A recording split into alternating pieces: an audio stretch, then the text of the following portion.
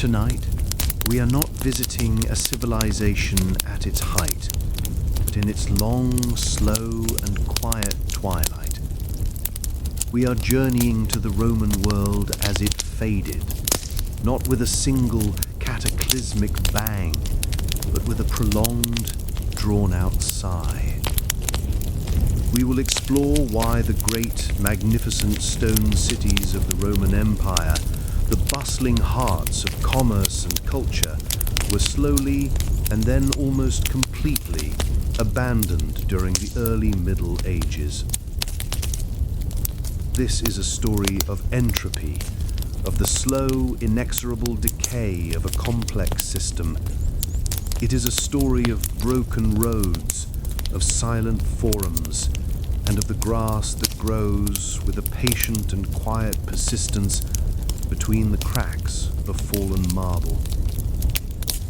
There is nothing for you to do but to find a comfortable position and let your mind drift.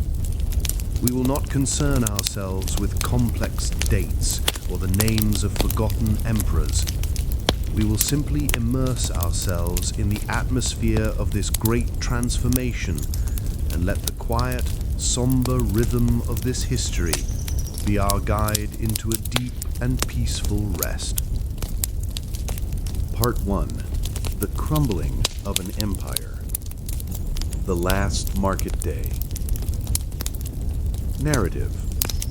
Let us begin our journey in a place that was once the very heart of Roman urban life, the forum of a provincial city, somewhere in Gaul or Hispania, in the late 4th or early 5th century. But we are not arriving on a day of imperial triumph. We are arriving on what feels like the last market day of a long and golden autumn.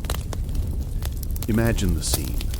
The sun is low in the sky, casting long, melancholy shadows across the stone paving of the great public square. The buildings that surround the forum are still magnificent, a testament to the power and permanence of Rome. There is the Basilica, the great Hall of Justice, its marble columns still gleaming. There is the Curia, the Senate House, where the town council meets. There are the temples to Jupiter and to the deified emperors, their facades still impressive, if a little weathered. This is the stage, but the actors are beginning to depart. A century ago, on a market day like this square would have been a chaotic, vibrant, and deafeningly loud explosion of humanity. It would have been packed with people from every corner of the known world. Merchants from Syria selling silks, farmers from the surrounding countryside with their carts piled high with produce, soldiers on leave, senators in their fine white togas, slaves hurrying on errands. But today, the forum is quiet. It is not empty, but it is spacious. The crowds have thinned. The great echoing square seems to have grown larger, its stone buildings more imposing and somehow lonelier. The voices of the merchants are fewer, and they are less boisterous.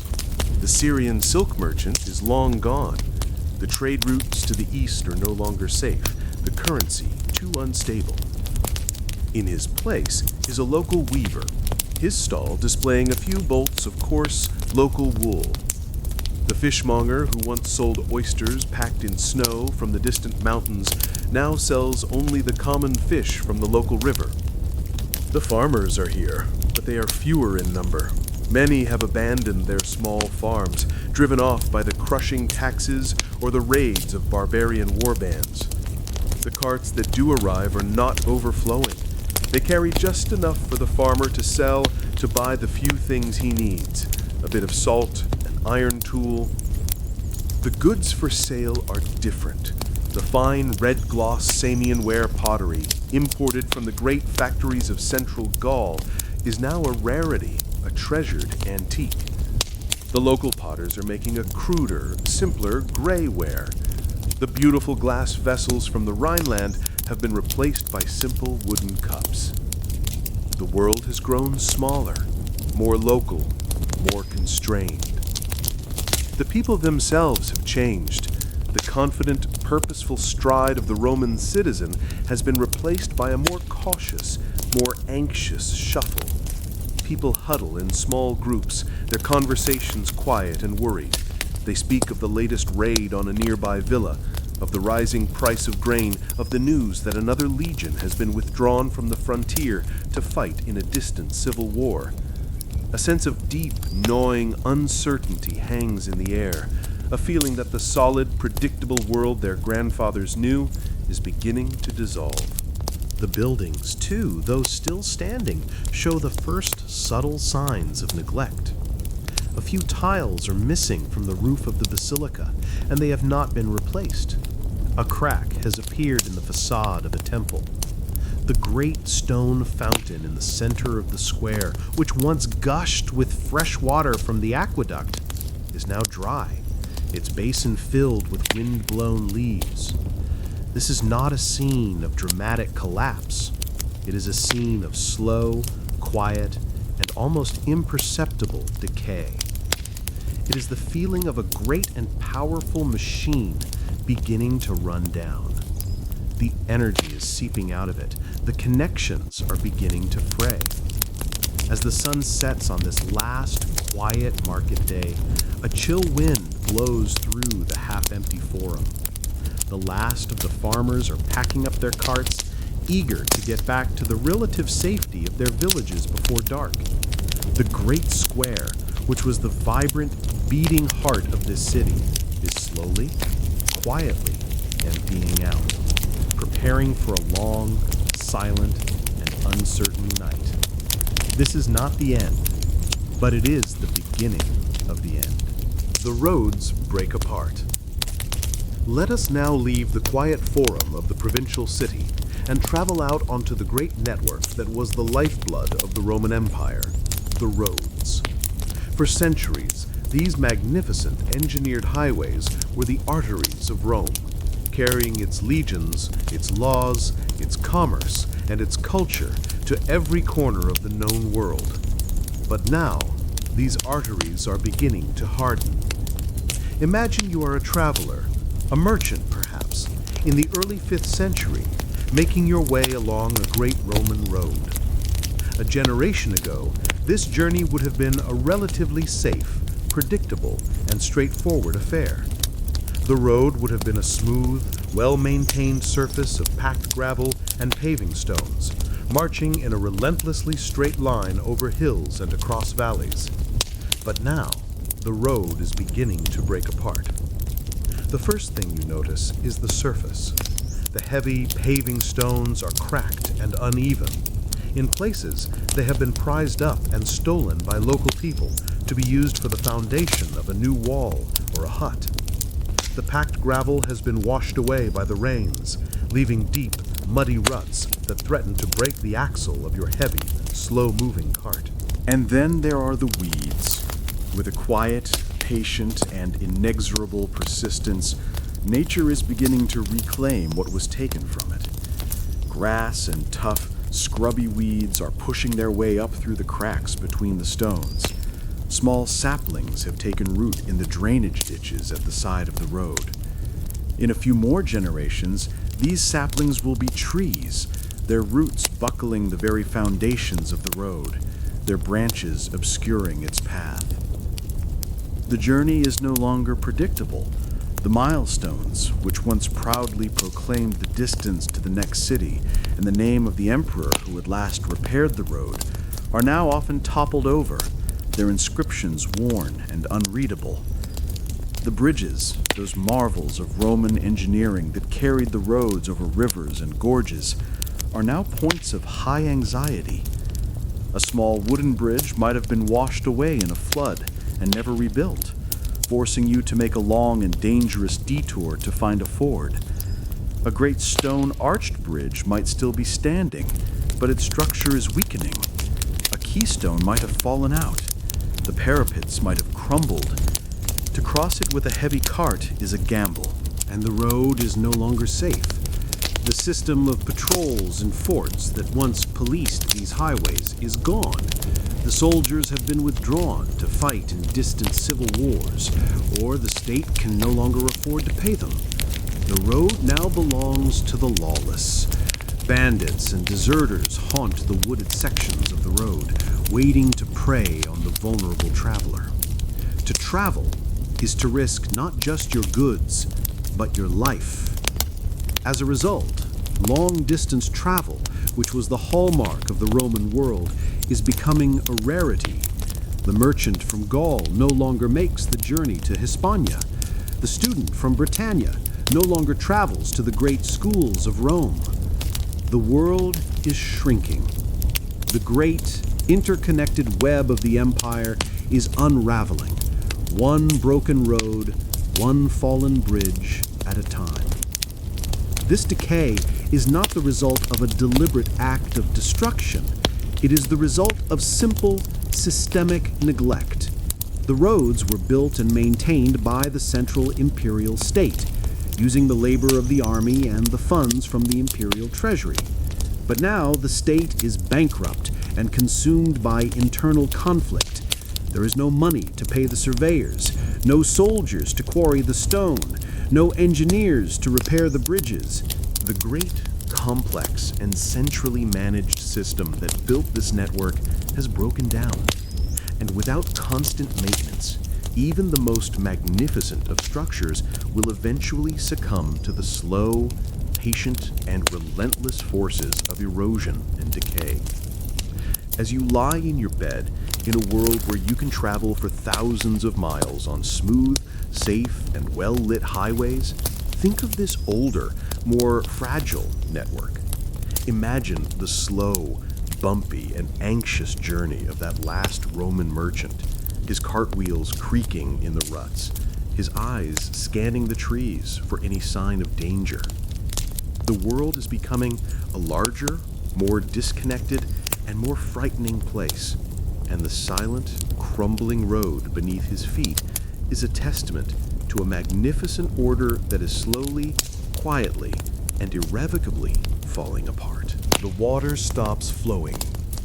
Let us now return to the heart of the dying Roman city and turn our attention to another of its great life-giving systems, the water supply.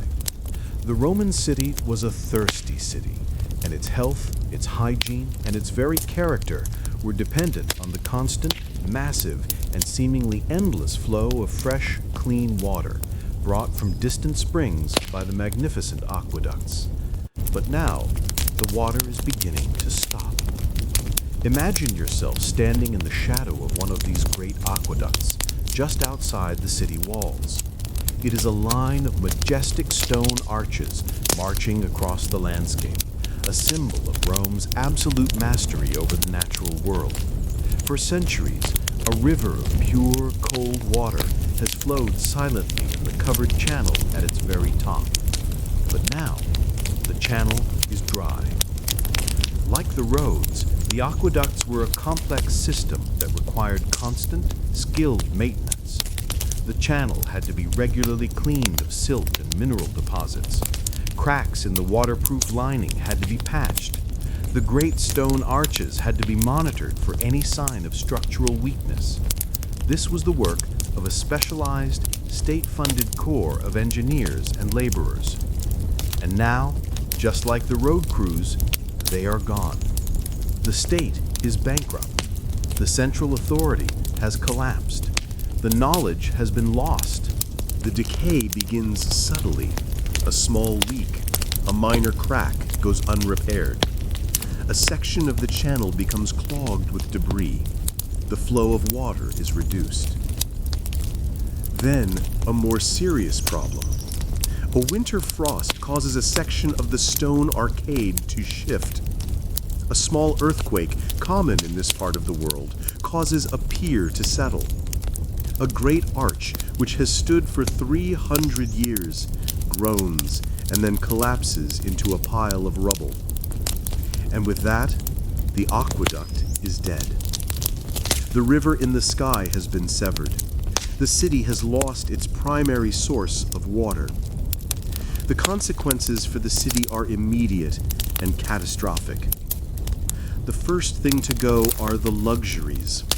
The great public baths, the thermae, which were the social and recreational heart of the city, must close. The vast pools, once filled with steaming fresh water and the sounds of splashing and conversation, are now just empty, echoing, and useless stone basins. The social life of the city has lost its center. The ornamental fountains that graced the public squares and the gardens of the wealthy villas sputter and die. The gentle, musical sound of splashing water, which was the constant, soothing soundtrack of the Roman city, is replaced by a dry, dusty silence. But the consequences go far beyond the loss of luxuries. The lack of flowing water is a sanitary disaster. The great underground sewer systems, like the Cloaca Maxima in Rome, were designed to be constantly flushed by the surplus water from the aqueducts. When that water stops flowing, the sewers become clogged. They become stagnant, stinking, and overflowing cesspools, breeding grounds for rats and for disease. The city begins to choke on its own filth. The people are now forced to rely on the old, pre-Roman sources of water. They must return to the local river, which is often polluted with the city's own waste. Or they must rely on wells, which are often contaminated and can easily run dry. Access to clean, safe drinking water becomes a daily struggle. Diseases like cholera and typhoid, which the Romans had largely managed to control through their brilliant water engineering, begin to return with a vengeance. The city, which was once a place of relative health and hygiene, becomes a death trap. The lack of clean water is one of the primary drivers of the city's depopulation. People who have the means to leave do so. They abandon the increasingly squalid and disease-ridden city for the countryside, where they can at least find a clean spring or a well. As you lie in your bed, perhaps after drinking a glass of clean, safe water that has appeared as if by magic from a tap on your wall, think of this thirsty, dying city. Imagine the silence of the dry fountains, the stench of the clogged sewers. Feel the profound primal anxiety of not knowing if the water you are drinking is safe. The broken aqueduct on the horizon is a stark and silent monument to the collapse of a complex, fragile, and life-giving order. The walls without soldiers. The roads are broken, the water has stopped, and now the final and most fundamental guarantee of Roman urban life is beginning to fail. The security, the peace, the famous Pax Romana that had made the cities safe havens for centuries is evaporating. The walls of the city still stand, but the men who guarded them are gone. Imagine the city walls at sunset. They are a formidable and reassuring sight, a thick, high, and continuous ring of stone and mortar, punctuated by tall watchtowers and massive fortified gates. For generations, these walls have been the ultimate symbol of security. They are the line between the ordered, civilized world of the city, the urbs, and the wild, untamed world outside, the rus. But a wall is only as strong as the soldiers who stand upon it, and the soldiers are disappearing. In the heyday of the empire, a city like this would have had a garrison of legionaries, or at least a local militia, trained and paid by the state. They would have patrolled the ramparts, manned the watchtowers, and guarded the gates. Their presence was a constant, visible deterrent to any who might wish the city harm. But now, the legions have been pulled away from the frontiers and the provincial cities. They are needed to fight in the endless, ruinous civil wars that are tearing the empire apart. Or, the bankrupt state can no longer afford to pay them, and the soldiers have simply deserted, melting into the countryside to become bandits or farmers. And so, the walls are now guarded by a skeleton crew, or by no one at all. Imagine walking the ramparts at night. The stone walkways are empty. The watchtowers are dark and silent. The great bronze-sheathed gates are barred, but there is no one there to open them in the morning or to challenge a stranger who approaches. The city has locked its doors, but has left no one at home to guard them. This lack of security has a profound psychological effect on the remaining inhabitants of the city. The walls, which once felt like a protective embrace, now begin to feel like a trap. The city is a fortified but empty shell. The world outside the walls is becoming increasingly dangerous. The breakdown of imperial authority has led to a rise in lawlessness. Bands of deserters, escaped slaves, and desperate peasants, driven from their land by hunger and taxes, roam the countryside. These are the Bakaudai, the local brigands who prey on the unprotected. And beyond them are the larger threats, the Germanic tribes, the Goths, the Franks, the Vandals, who for centuries were held at bay on the far side of the Rhine and the Danube, are now crossing the frontiers. They are not always invading armies in the traditional sense. Often they are entire peoples on the move looking for new lands to settle. But their movements are disruptive and often violent. They will sack a city not out of strategic purpose, but simply for plunder. The people of the city can hear the rumors. They hear of a nearby villa that has been burned, of a small town that has been sacked. They look at their own high, unmanned walls, and they feel not a sense of security, but a sense of profound vulnerability. The city, which was once the safest place to be, is now becoming the most dangerous. It is a concentrated and visible target, a storehouse of wealth, however diminished, that is waiting to be plundered. The city's very success, its size and its stone buildings, now becomes its greatest liability. Many of the wealthy inhabitants, the landowners, and the local aristocrats are the first to leave. They abandon their grand townhouses, their domus, and retreat to their fortified country villas. They hire their own private armies, their boukilarii, to protect them. They are creating their own small, private pockets of security, abandoning the public, civic world of the city to its fate. The city is being hollowed out from the top down. As the rich leave, the tax base collapses, meaning there is even less money to pay for the guards or to repair the walls. The cycle of decay accelerates. The great stone walls stand, silent and imposing, but they are a bluff. They are a symbol of a power that no longer exists. They are a body without a soul. The shadows of invasion. The walls are unmanned. The world outside is growing more dangerous. And now, the rumors and the fears become a reality. The raiders are coming. It is important to understand that the fall of the Roman Empire was not a single coordinated invasion by a unified barbarian army. It was a long, chaotic, and messy process of migration, of raids, of shifting alliances, and of local violence. For the people of a provincial city, the threat was not a great pitched battle, but a sudden, terrifying, and often unpredictable attack. Imagine the scene. It is a market day. The few remaining farmers and townspeople are gathered in the forum. Suddenly, a cry goes up from the city gate. A watchman, a volunteer, has seen a cloud of dust on the road. It is a band of armed men on horseback. They are not a Roman legion. They are a raiding party of Goths or Franks, their long hair and fur cloaks marking them as barbarians. Panic erupts in the city.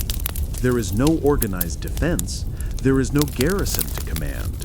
It is every man for himself. The people run, screaming through the streets, seeking to hide in their homes, in their cellars, in the crypt of the church. They bar their doors, but they know that a simple wooden door is no match for a warrior's axe. The raiders sweep into the city. They are not interested in conquering it, in occupying it. They are interested in one thing: portable wealth. They storm the houses of the rich, searching for gold, for silver plate, for fine clothes. They break into the workshops, stealing tools. They raid the temples, not out of religious animosity, but because the temples are often used as treasuries. There is violence, of course. Anyone who resists is cut down. But for the most part, the goal is plunder, not massacre. The raiders are efficient. They take what they can carry, they round up any livestock they can find, and then, as quickly as they came, they are gone, a trail of smoke from a few burning buildings marking their passage. The city is left in a state of shock. The immediate dead are mourned. The damage is assessed, and a profound and lasting fear takes root. The city has been violated. The illusion of security, which had been the bedrock of urban life for centuries, has been shattered. The walls have proven to be useless. The Roman order has proven to be a ghost. And so, the final and greatest exodus begins. The raid was a symptom of the disease, but it now becomes a cause of the city's final collapse. The people who have survived the attack now have a choice to make. Do they stay and wait for the next raiding party? Or do they leave? For many, the choice is clear. They gather the few possessions they have left. They abandon their stone houses, their workshops, their entire urban lives, and they flee. They flee to the countryside, seeking the relative anonymity of a small, poor, and insignificant village. They flee to the protection of a local strongman, a wealthy landowner who has fortified his villa and has his own private army. They're willing to trade their civic freedom for the promise of basic physical security, and many of them will never return. The city, which was already hollowed out, is now becoming a ghost town. Entire neighborhoods are abandoned. The houses stand empty, their doors gaping open. The silence in the once bustling streets is now a deep and permanent one. The barbarian raid is the final, traumatic blow. It is the event that breaks the psychological contract that held the Roman city together. The city was a promise of peace, of order, of a shared, civilized life. When that promise is broken, when the city becomes a place of terror and vulnerability, it loses its very reason for being. And the people, in the most rational and logical of responses, simply walk away. Part 2. Life retreats to the countryside. Villas become villages. The city is no longer safe. The complex, interconnected world that sustained it is breaking down. And so the population, which for centuries had been flowing from the countryside into the cities, now reverses its course. Life is retreating, back to the land, back to the soil, and the great Roman villas, which were once the luxurious country estates of the urban elite, now become the kernels of a new, more fragmented, and more localized world. Imagine a grand Roman villa in its prime. It is a vast, sprawling complex of buildings, centered on a large colonnaded courtyard. There are luxurious living quarters for the master and his family, with mosaic floors, frescoed walls, and even a private bathhouse with underfloor heating. Surrounding this are the functional parts of the estate: the barns, the granaries, the olive presses, the slave quarters. The villa is a sophisticated, slave-powered agricultural factory, producing a surplus of grain, wine, or oil that is sold in the nearby city. The owner is a wealthy aristocrat, a man who is part of the urban elite, who spends much of his time in the city engaged in politics and business. Now, let us fast forward 200 years. The world has changed. The city is a dangerous, half-empty shell, The trade networks are gone. The owner of the villa is no longer a city-dwelling aristocrat. He is a local strongman, a warlord, a man whose power comes not from his civic status, but from the land he controls and the number of armed men he can command. He now lives on his estate year-round. The villa itself has been transformed. The luxurious living quarters might still be in use, but they are shabbier now. The mosaics cracked, the frescoes peeling. But the most important change is that the villa has been fortified. A thick, crude stone wall has been built around the main complex. A wooden watchtower has been erected. The villa is no longer a country retreat. It is a fortress, a castle in its most embryonic form. The people who live and work here have also changed. The old gangs of slaves are gone. Slavery, as an economic system, required a powerful state to enforce it and a market to sell its surplus. Both are now gone. In place of the slaves are a new class of people, the coloni, the tenant farmers. These are the refugees from the abandoned cities or the descendants of small, independent farmers who have given up their own land in exchange for protection. They are not slaves, but they are not truly free. They are tied to the land. They work a small plot of the Lord's estate.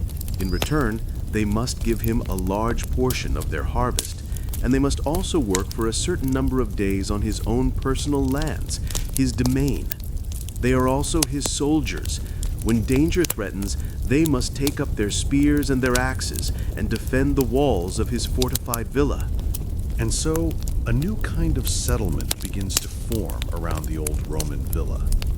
The tenant farmers build their own small, crude huts of wood and thatch, clustered under the protection of the Lord's wall. The old, single, centrally managed estate is breaking down into a collection of small, family-run subsistence farms. The villa is becoming a village. The economy of this new world is simple and local. There is very little money. Rent is paid in grain and chickens and labor. Trade is done through barter. The goal is no longer to produce a large surplus for a distant market. The goal is to produce just enough to feed the Lord, his soldiers, and the community of farmers. It is an economy of pure survival. This is the birth of the medieval manor, the fundamental social and economic unit that will dominate Europe for the next 1,000 years. It is a world that is hierarchical, militarized, and intensely local. Your entire world is the village, the fields around it, and the Lord in his fortified hall. The city, with its public life, its commerce, and its civic identity, is now just a distant, half-forgotten rumor, a place of ghosts and ruins. Life has become smaller, harder, and more insular. But in a dangerous and chaotic world, it is, for many, a safer way to live. The silence of the Forum. Let us now leave the newly forming villages in the countryside and return to the abandoned city. Let us walk through its silent streets and stand once more in the heart of what was once its vibrant public life, the Forum.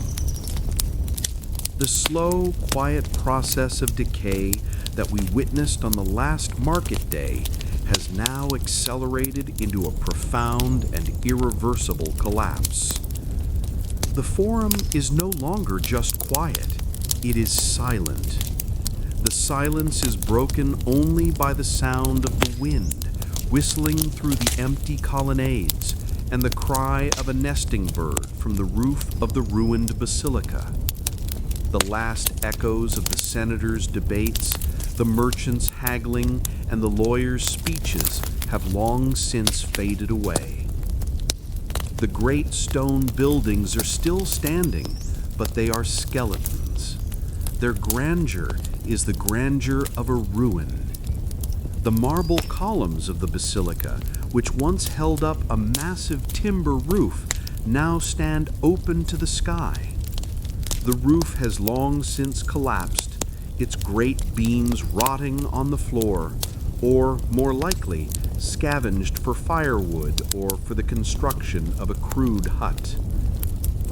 The Temple of Jupiter, once the sacred heart of the city, is a hollow shell. Its great bronze doors have been torn from their hinges and melted down.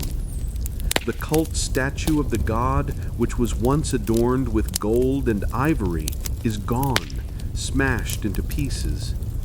The altar in front of the temple, where for centuries the sacred sacrifices were made, is now just a block of weathered stone, covered in moss and lichen. And nature, the patient and implacable force that the Romans sought to control, is returning with a vengeance. The carefully laid paving stones of the Forum Square are now almost completely obscured by a thick, wild carpet of grass and weeds. A small, gnarled tree has taken root in a crack in the steps of the Curia. Ivy, with its tenacious green fingers, is climbing the walls of the ruined buildings, slowly and gently prying the stones apart. The Forum is no longer a public square. It has become a pasture. Imagine the scene. A shepherd, a man from one of the small, crude settlements that now huddle in the ruins of the city, has led his small flock of goats into the Forum to graze. The goats, nimble and indifferent, clamber over the fallen columns.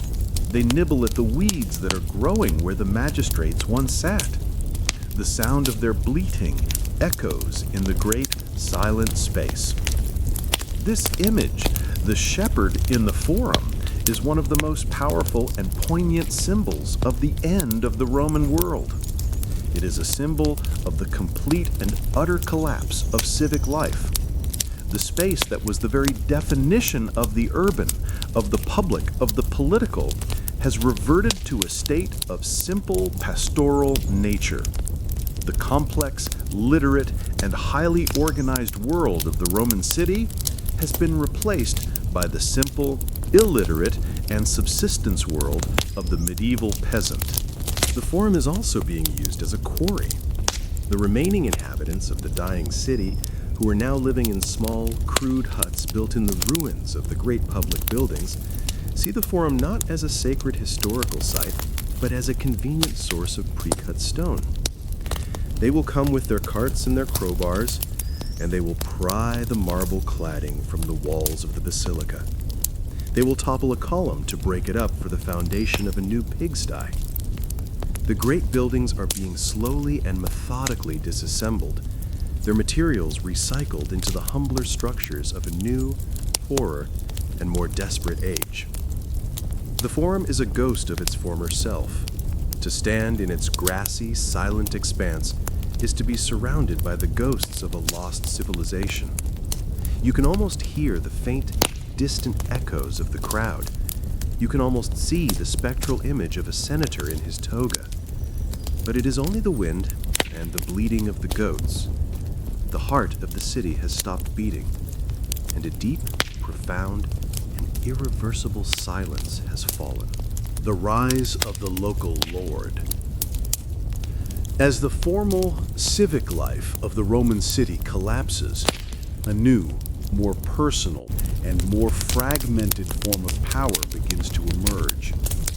The authority that was once held by the elected magistrates of the city and by the distant, impersonal state of the emperor now coalesces around a new figure, the local lord.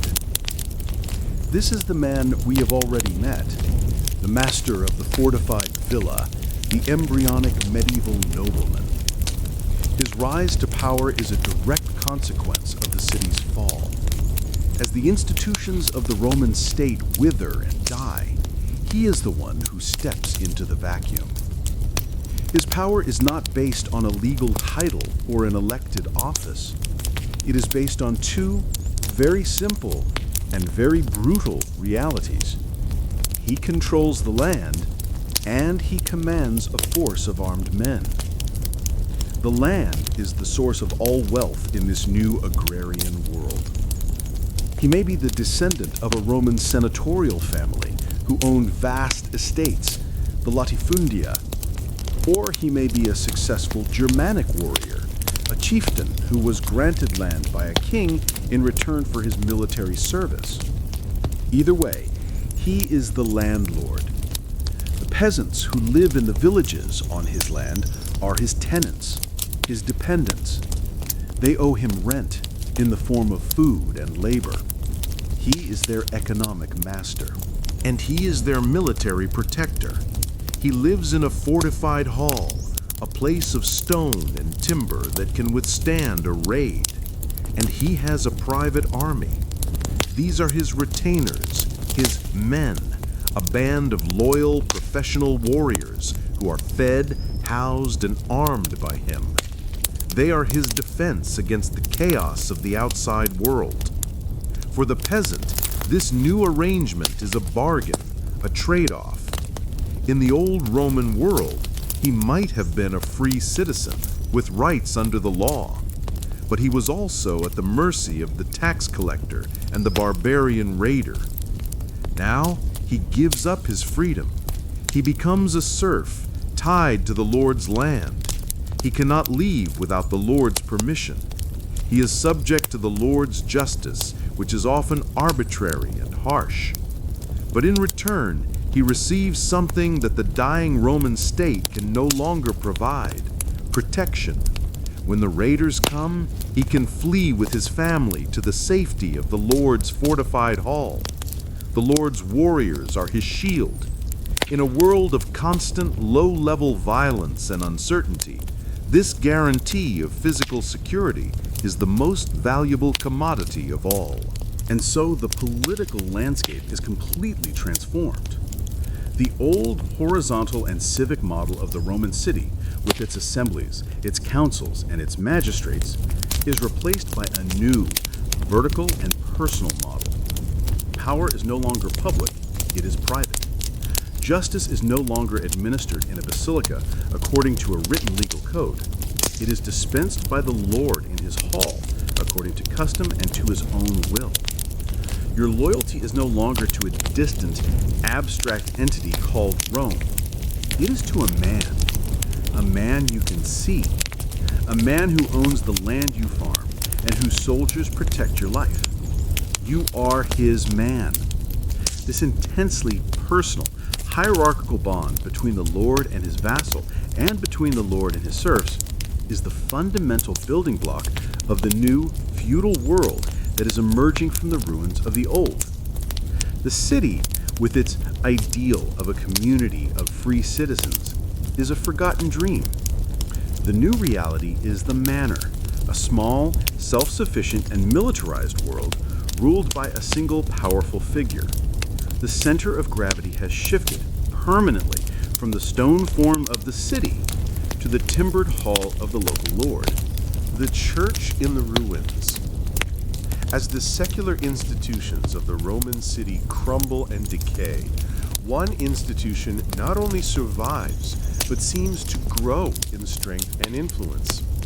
It is an institution that will become the primary heir to Rome's legacy, the great bridge between the ancient world and the Middle Ages. This is the Christian church. Imagine the landscape of the abandoned city once more. The Basilica of the Law Courts is a roofless ruin. The temples of the pagan gods are empty shells. The grand houses of the aristocrats are crumbling. But in the midst of this decay, one building often remains intact and even in use. It is the church, or the cathedral. The rise of the church and the fall of the city are two sides of the same coin.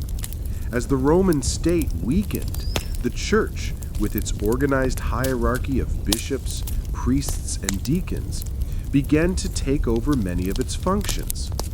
The bishop of the city, who was once just a spiritual leader, now becomes the most powerful and important man in the town.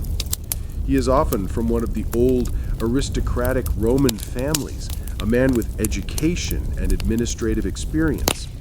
As the imperial governors and the town councils disappear, it is the bishop who becomes the de facto ruler of the dying city.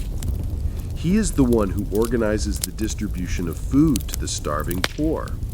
The church's granaries, filled by the tithes and the donations of the faithful, become the last line of defense against famine. He is the one who tries to organize the defense of the city. He will negotiate with the barbarian leaders using his moral authority and often the church's considerable wealth to try and ransom the city from being sacked. And he is the one who preserves the last flickering embers of Roman culture and learning. While the secular schools have closed and the libraries are rotting, the church still needs literate men to read the scriptures and to administer its growing estates. The bishop's household, or a nearby monastery, becomes the only place where the skills of reading and writing are kept alive. The physical landscape of the city is also transformed by this shift in power. The church is a great and opportunistic recycler. As the old public buildings fall into ruin, the church takes them over and repurposes them. The great secular basilica of the law courts, with its long hall and its apse at one end, provides the perfect architectural model for a large church. Many Roman basilicas were simply consecrated and turned into cathedrals. The abandoned pagan temples are also taken over. Sometimes they are torn down and their stones are used to build a new church. The Temple of Jupiter becomes a quarry for the Cathedral of St. Peter. At other times, the temple itself is purified, consecrated, and turned into a church. An altar to Christ is placed where the statue of the pagan god once stood. The Pantheon in Rome, the temple to all the gods, is a perfect example of this. It survived because it was converted into a church in the 7th century. The very geography of the city is recentered around the church. The old forum, the secular heart of the Roman city, is abandoned to the goats and the shepherds. The new center of the city, the new focal point of its diminished life, is the cathedral square. This is where the people gather. This is where the market is held. This is the heart of the new medieval city that is slowly, tentatively, beginning to grow within the ruins of the old Roman one. The church provides a new spiritual kind of citizenship. In a world where the old political identity of being a Roman citizen has lost all its meaning, a new, more powerful identity is offered. That of being a citizen of the heavenly kingdom, a member of the universal community of the Christian faithful. This new spiritual community is the glue that will hold the fragmented world of the early Middle Ages together. The Roman Empire is dying, but in its place, a new Christian empire, the empire of the church, is being born. The village feast. As life retreats from the city and coalesces in the small, isolated villages of the countryside, the very rhythm of time begins to change. The old urban and Roman sense of time, marked by the sundial in the forum and the relentless schedule of civic and commercial life, fades away. It is replaced by a new, more ancient and more natural rhythm, a rhythm dictated not by clocks, but by the turning of the seasons, the cycle of the harvest, and the calendar of the church. Imagine a village in the early medieval period. The world of these peasants is small, bounded by the fields they work and the forest at their edge. Their sense of time is cyclical, not linear. The year is not a progression of numbered dates, but an endless, repeating circle of plowing, planting, growing, and harvesting.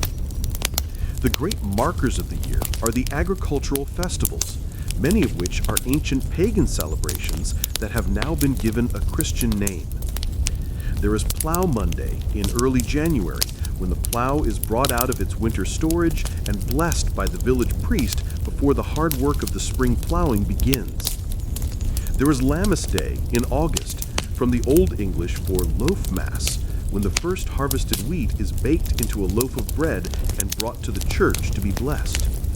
This is a moment of profound relief and thanksgiving, the first taste of the new harvest after the long, hungry gap of the spring. And the most important of all is the harvest festival itself, in the autumn. After the last of the sheaves have been gathered into the Lord's barn, the entire village will celebrate with a great feast. The Lord of the manor will provide an ox to be roasted and barrels of ale.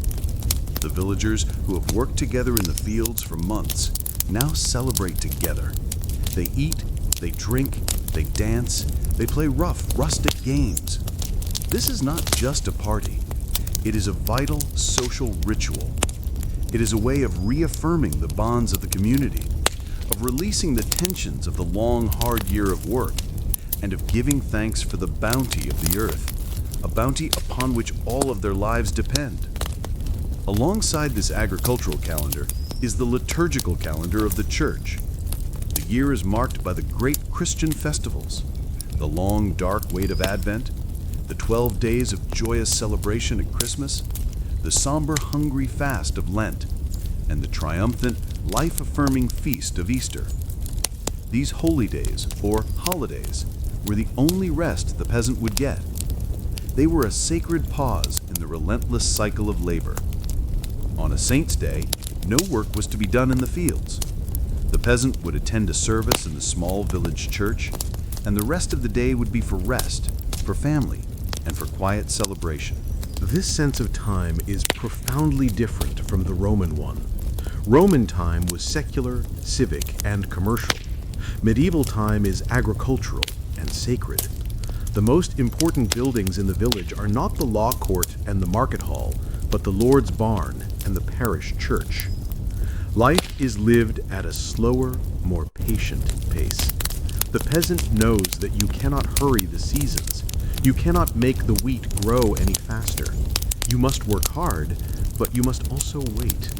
You must place your faith in the soil, in the rain, and in God. This fosters a worldview of patience, of endurance, and of a deep, fatalistic acceptance of the natural order of things.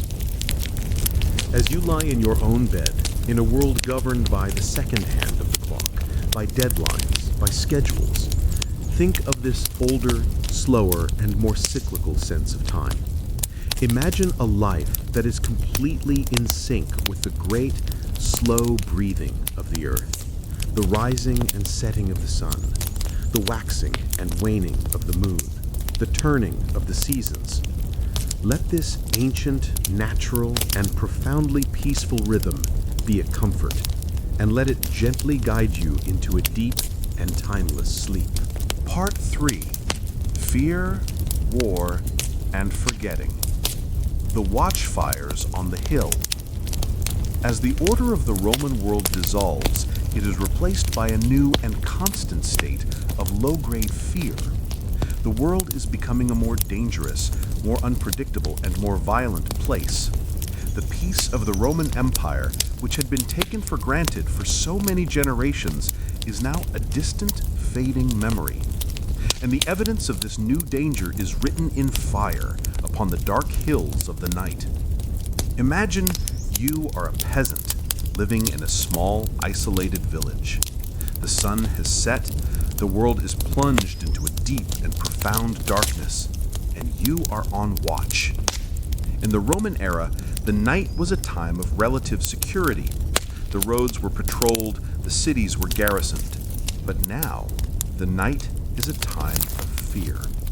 The darkness is a cloak for the bandit, for the raider, for the wolf. And so the villagers must guard themselves. At the highest point near the village, on an ancient earthwork or a rocky outcrop, a watchfire is lit. This is not the cheerful, communal bonfire of a festival. It is a small, carefully managed and functional fire. Its purpose is twofold.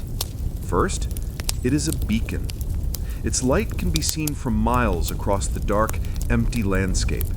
It is part of a chain of similar fires on other hills, at other villages. If a band of raiders is spotted to the north, the watchmen there will build their fire up, sending a great plume of smoke and flame into the night sky. This is a signal, a prearranged code. The watchmen at the next hill will see it, and they will light their own signal fire, and so on, passing the warning down the line from hill to hill, a ripple of fire spreading across the dark countryside. It is a simple but effective early warning system. But the watchfire is also a symbol of fear. Its small, flickering circle of light only serves to emphasize the vast, pressing, and hostile darkness that surrounds it. It is a lonely light in a world that is becoming increasingly dangerous. The danger comes first to the lonely roads, as we have seen. The bandits and the deserters, the first human predators of this new chaotic age, make travel a deadly gamble. But their boldness grows. They begin to raid the isolated farmsteads that lie outside the protection of the villages. And then their gaze turns to the cities themselves. The great high walls, which once seemed so impregnable, are now known to be unmanned. The city is a treasure chest with a broken lock. Imagine the terror of a night raid. It is not a formal siege by an organized army. It is a swift, brutal, and chaotic attack by a band of raiders who have come for plunder. They will use the darkness as their cover, perhaps scaling a neglected section of the wall or overwhelming a single poorly guarded gate. The sound of their attack is the sound of the city's nightmare come to life. The splintering of doors, the shattering of pottery, the screams of the terrified inhabitants. The raiders sweep through the half-empty streets, their torches casting a wild, dancing, and terrifying light on the old stone buildings. They take what they can: food, wine, a few silver coins, a piece of bronze statuary to be melted down. And then, as quickly as they came, they are gone, leaving behind a trail of burning homes and traumatized survivors. After such an attack, the city is never the same. The fragile sense of community that remained is shattered. Neighbor suspects neighbor. Who will protect us? Who can we trust? The watchfires on the hills are a testament to this new reality. They are a sign that the old, centralized system of Roman security is dead. The great imperial shield has been broken. Now, every village, every fortified villa, every dying city is on its own. They are small, flickering islands of order in a rising tide of chaos. This constant, low-level fear is a powerful corrosive. It wears down the spirit. It makes long-term planning impossible. Why repair your home? Why plant an orchard when it could all be destroyed in a single night of violence? The fear drives people to think only of the short term, of the immediate needs of survival. As you lie in your own bed, in a world protected by laws, by police, by a sense of order so profound that you take it for granted, think of this older, more fragile world.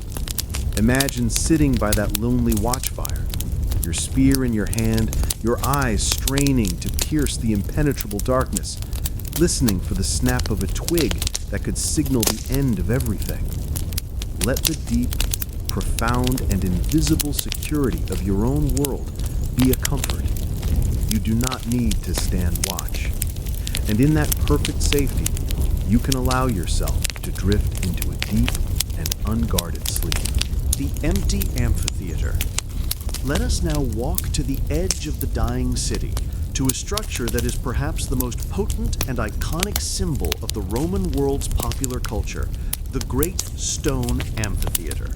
In its prime, this colossal elliptical building was the epicenter of the city's energy, a place of state-sponsored spectacle, of blood, of sand, and of the thunderous, deafening roar of 50,000 people. But now, it is silent. Imagine standing in the center of the arena floor at midnight. The moon is high in the sky, and its cold white light spills down into the vast, empty bowl of the amphitheater. The light illuminates the long, curved rows of stone seats, rising up into the darkness like the tears of a great silent waterfall. The silence is so deep that you can hear the blood pulsing in your own ears. It is a silence that is made all the more profound by the memory of the noise that once filled this space. Let your mind drift back and listen to the echoes of the past. Hear the roar of the crowd as the gladiators march into the arena, their armor glinting in the sun. Hear the blare of the trumpets, the chanting of the mob, the cries of the vendors selling snacks and wine in the passageways. Hear the clash of a sword against a shield, the snarl of a leopard released from its cage, and the collective gasp of the crowd as a gladiator falls to the sand. For centuries, this was the great, brutal, and intoxicating theater of Roman life. This spectacle, the famous bread and circuses, was not just entertainment, it was a political tool. The games were sponsored by the emperor or by wealthy local magistrates as a way to win the favor of the people, to keep the potentially restless urban masses happy and distracted. They were an essential part of the social and political fabric of the city. But now, the games are over. The amphitheater is empty. The silence has returned. Why? The reasons are the same ones that are killing the rest of the city. The economic system that supported this incredible extravagance has collapsed. The state is bankrupt. The wealthy local elites have fled to their country villas. There is no one left with the vast fortune required to buy, to train, and to equip a troop of gladiators. There is no one to pay for the complex and expensive logistics of capturing and transporting wild beasts, lions from Africa, bears from the mountains, crocodiles from the Nile to this provincial city. The money is simply gone. And there has been a profound ideological shift. The new dominant power in the city, the Christian church, views these spectacles with horror. To the bishops and the priests, the games are a demonic and pagan ritual. They are a celebration of death, of idolatry, and of cruelty. From their pulpits, they preach against them, urging the faithful to turn away from these bloody, sinful entertainments and to focus instead on the salvation of their souls. The new Christian emperors, listening to the counsel of their bishops, eventually issue edicts that outlaw the gladiatorial games altogether. The moral universe has changed. What was once the city's greatest entertainment is now its greatest sin. And so, the amphitheater falls silent. And with the silence comes the decay. The great canvas awning, the velarium, which once shaded the crowd from the sun, has long since rotted away. The wooden floor of the arena has collapsed, revealing the dark, labyrinthine chambers beneath, the hypogeum where the gladiators and the animals once waited. These subterranean corridors are now filled with stagnant water and debris. Nature is returning. Weeds and small, thorny shrubs are growing up between the stone seats. Birds build their nests in the high, arched entryways, the vomitoria. A fox might make its den in the darkness of the old animal cages. And the people, the few who remain in the city, begin to see the great building not as a place of spectacle, but as a source of material. It becomes the city's greatest quarry. They come with their carts and their crowbars, and they begin to dismantle it, stone by stone. The beautifully cut limestone blocks are taken to build the walls of a new church. The iron clamps that hold the blocks together are prized out and melted down to make new tools. The great, silent building is slowly, piece by piece, being consumed, its body cannibalized to feed the needs of a poorer, more desperate, and less ambitious age. The empty amphitheater is a testament to a world that has lost not only its wealth, but also its taste for the grand, bloody and collective spectacles that had defined its very soul. Knowledge in retreat. As the physical structures of the Roman city decay, so too do the invisible structures of its intellectual life. The Roman world was, for its elite, a profoundly literate and educated world. The city was not just a center of commerce and politics, it was a center of knowledge. But now, that knowledge is beginning to retreat, to fade, to be forgotten. Imagine a Roman public library. It is a grand, quiet, and beautiful building adjacent to the Forum. The walls are lined with tall wooden cabinets, each one filled with dozens of neatly rolled papyrus or parchment scrolls. There are the works of the great poets, Virgil and Homer, the histories of Livy and Tacitus, the philosophy of Plato and of Seneca, the scientific and medical texts of Galen and of Pliny. This is the accumulated wisdom of 1,000 years gathered in one place, available to any literate citizen who wishes to read it. But now, the library is silent and empty. The doors are broken. The roof is leaking. And the scrolls, the fragile vessels of all that knowledge, are dying. Papyrus, made from a reed that grows only in Egypt, is a delicate material. In the dry climate of its homeland, it can last for centuries. But in the damp, cool climate of a Gallic or a British winter, in a building that is no longer heated or maintained, it is a feast for mold and mildew. The rolls become damp, the ink begins to fade, the pages stick together, and then they rot, turning into a black, fibrous, and unreadable mush. Parchment, made from animal skin, is more durable, but it too is vulnerable to damp and to the hunger of mice and of bookworms. And there is a more fundamental problem. Even if the scrolls survive, there are fewer and fewer people who can read them. The complex system of education that produced a literate ruling class has collapsed. The schools, which were funded by the city councils and by wealthy benefactors, have closed.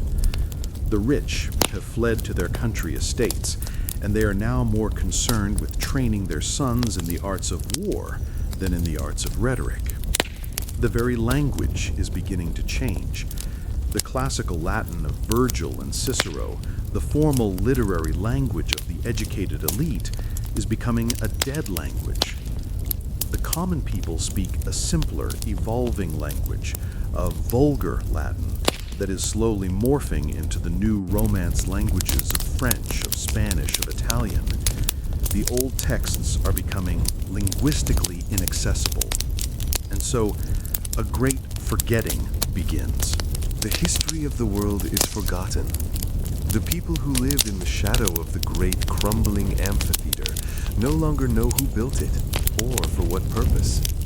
It becomes a work of giants, or of demons, a mysterious relic from a magical and half-forgotten age. The statues of the emperors in the Forum become just the old kings. The past becomes a vague, mythic, and jumbled collection of legends. This is the beginning of what we call the Dark Ages. It is not that people became less intelligent. It is that the complex social, economic, and political systems that supported a widespread secular and literary culture had completely broken down. Knowledge was a luxury, and in a world of subsistence and survival, it was a luxury that could no longer be afforded. But not all is lost.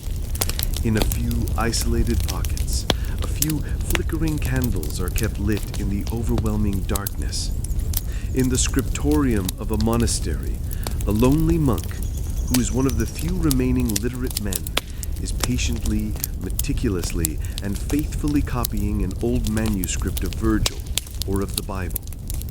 He may not fully understand all that he is copying, but he is preserving it.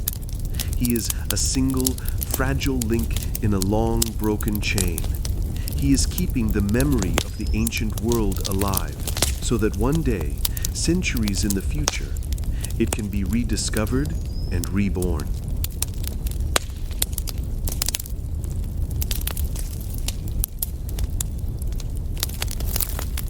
The Bandits' Road. Let us return once more to the broken, weed-choked ribbon of the Roman road, but this time our focus is not on its physical decay, but on the human predators who have made it their home. As the authority of the state has withered, the roads have become the domain of the lawless, a place of fear, a world ruled by the bandit. In the peace of the High Empire, the roads were remarkably safe. They were policed by soldiers, and the penalties for robbery were swift and brutal.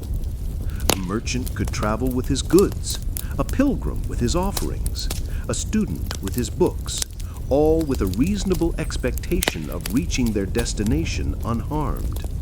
But now, that world is a distant memory. The soldiers are gone. The courts are closed. The law is a ghost. And into this vacuum of power has stepped the bandit. Who are these men? They are the human debris of a collapsing empire.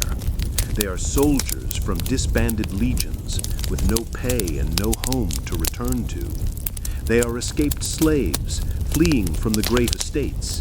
They are peasants driven from their land by impossible taxes or by the raids of other bandits. They are men who have lost everything, who have been pushed to the very edge of society, and who now survive by preying on those who are only slightly less desperate than themselves. Imagine you are a traveler on one of these roads. You are not a wealthy merchant. You are a simple peasant trying to get to the next village to visit a relative, or a pilgrim trying to reach a local shrine. You travel not with a cart, but on foot. Your possessions are few, a small bag of bread, a worn woolen cloak, but even you are a target. You learn to travel with a constant, low-level fear. Your senses are on high alert. You listen for the snap of a twig in the dense woods that press in on the sides of the old road. You scan the hills ahead for any sign of movement. You eye every stranger you meet with a deep and profound suspicion. Is he a fellow traveler, or is he a scout for a larger band waiting in ambush? The most dangerous places are the old Roman-made choke points, a narrow mountain pass, a place where the road goes through a deep, dark forest, a half-ruined bridge over a river. These are the places where the bandits will be waiting. The encounter, when it comes, is swift and brutal. A group of rough-looking men, armed with clubs, with rusty swords, with old hunting spears, will emerge from the trees and block your path. They do not want to kill you, not unless they have to. They want what you have. They will take your cloak, your shoes, your small bag of food, the few pathetic copper coins you have hidden in your belt. They will take everything, and they will leave you in the middle of a dangerous and lonely road with nothing. The result of this endemic lawlessness is a paralysis of movement. People stop traveling. The world, which under the Romans had been a vast, interconnected space, now shrinks to the size of your own village and its immediate surroundings. To venture more than a day's walk from your home is to take your life into your hands. This isolation is a death sentence for the cities. A city cannot survive on its own. It needs the constant flow of food, of goods, of people from its surrounding countryside. When the roads that are its veins and arteries become clogged and severed by the bandits, the city begins to starve. The bandit on the road is a powerful symbol of the collapse of social trust. He is a sign that the unwritten rules of community, of law, of mutual obligation have broken down. The world is reverting to a more primal state, a state of war of all against all, where the only law is the law of the strongest. The fear of abandoned is the fear that is driving people from the public roads and the open cities and into the closed, private, and fortified world of the local lord and his manor. The fear of fire. In the dense, vibrant, and living Roman city, fire was a constant and dreaded threat. But it was a threat that was managed. The city of Rome itself had a professional fire brigade, the Vigiles, a corps of 7,000 men who were trained and equipped to fight fires. Provincial cities had their own smaller versions of these brigades. But in the dying, hollowed-out city of the early Middle Ages, this system is gone. And the fear of fire becomes a new and terrible kind of ghost. Imagine the abandoned city at night. It is a tinderbox waiting for a spark. The buildings that are still standing are now full of dry, rotting wood, the great roof timbers, the floorboards, the window shutters. The empty houses of the rich are filled with the ghosts of their former grandeur, decaying furniture, rotting tapestries, piles of dry, forgotten scrolls in what was once a library. The streets, which were once swept clean, are now filled with refuse, with wind-blown leaves, with the dry, flammable debris of a decaying city. And the people who still live here, huddled in their crude huts built in the ruins of the old stone structures, live with a constant, intimate, and often careless relationship with open flame. They cook on open hearths. They light their homes with smoky, spitting tallow candles or with burning torches. An overturned candle, a spark from a hearth, a torch dropped by a drunkard. Any of these can be the seed of a catastrophe. And when the fire starts, there is no one to fight it. The old fire brigades are gone. The aqueducts that supplied the water are dry. There are no pumps, no hoses, no organized response. There is only the frantic and often futile effort of the neighbors with their buckets and their axes. Imagine the sound of the alarm, a cry of fire echoing through the silent, empty streets. The tolling of a church bell, a frantic clanging sound that speaks not of prayer, but of panic. People spill out of their homes. In the distance, they can see the terrifying orange glow against the night sky. The fire is a living, breathing, and hungry monster. It leaps from one dry, timbered roof to the next. It finds the dead, empty houses and consumes them in a great roaring inferno. The heat is intense. The air is filled with a thick, choking smoke and a rain of burning embers. The sound is a terrifying roar, a constant crackling and hissing sound, punctuated by the loud crash of a collapsing roof or a falling wall. The people can do little but watch and try to save their own homes. They will form a bucket brigade from the nearest well or from the polluted river, a thin, desperate trickle of water against a sea of flame. They will try to create a fire break, tearing down the smaller wooden structures in the path of the fire, a desperate act of strategic sacrifice. But often, the fire is too powerful. It will burn until it runs out of fuel, until an entire district of the old city has been reduced to a smoking, blackened, and skeletal ruin. In the morning, the survivors will walk through the smoldering remains. The great stone walls of the Roman buildings might still be standing, but they are blackened and scorched, their interiors a tangled mess of charred beams and ash. This fear of fire is another powerful incentive for people to leave the city. The very density that was once the city's strength now becomes its greatest weakness. The city is a fire trap. The open countryside, where a fire in a single hut is a tragedy, but not a catastrophe, seems a much safer place to be. The great fires that swept through the dying Roman cities were a form of brutal, unintentional urban renewal. They cleared away the old, rotting, and half-empty structures of the past, leaving behind an open, barren space, a blank slate upon which the smaller, less dense, and more fire-resistant medieval town would eventually begin to be built. Part 4. Hunger, Plague, and Abandonment. The granaries empty. The fire consumes the city from within, but an even more insidious and inescapable threat is eating away at its very foundations. The city is starving. The great, complex, and empire-wide system that fed the Roman urban population has broken down, and the great stone granaries, the symbols of the city's security and foresight, are now empty. Imagine a Roman city in its prime. It is a vast, hungry mouth, and it must be constantly fed. The city does not produce its own food.